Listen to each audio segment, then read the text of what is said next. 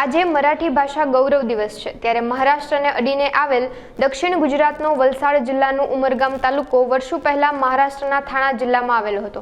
1960માં ચાલેલી ચળવળ બાદ ઉમરગામ તાલુકો ગુજરાતમાં સમાવેશ કરાયો હતો। ત્યારે ઉમરગામ પાલિકા વિસ્તારમાં આવેલ મરાઠી શાળામાં હવે વિદ્યાર્થીઓ ઘટી રહ્યા હોવાનું જણાવાયું છે, પરંતુ ખાસ બાબત એ છે કે મરાઠી શાળામાં નેપાળી બાળકોની સંખ્યા વધુ છે।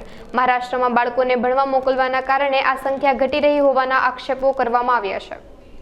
મિશ્ર શાળા ઉમરગામ તાલુકો ઉમરગામ જિલ્લો વલસાડ આ મરાઠી મિશ્ર શાળા છે। એની સ્થાપના છે 1860 અને હમણાં એને ખૂબ જ વર્ષ થયા છે, એટલે 156 ઉપર વર્ષ થયા છે।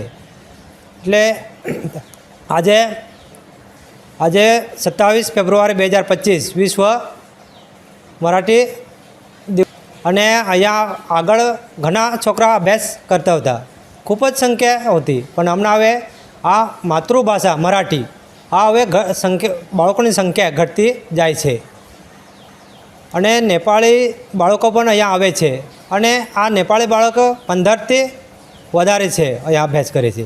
પણ આ નેપાળી બાળકો કેમ આવે?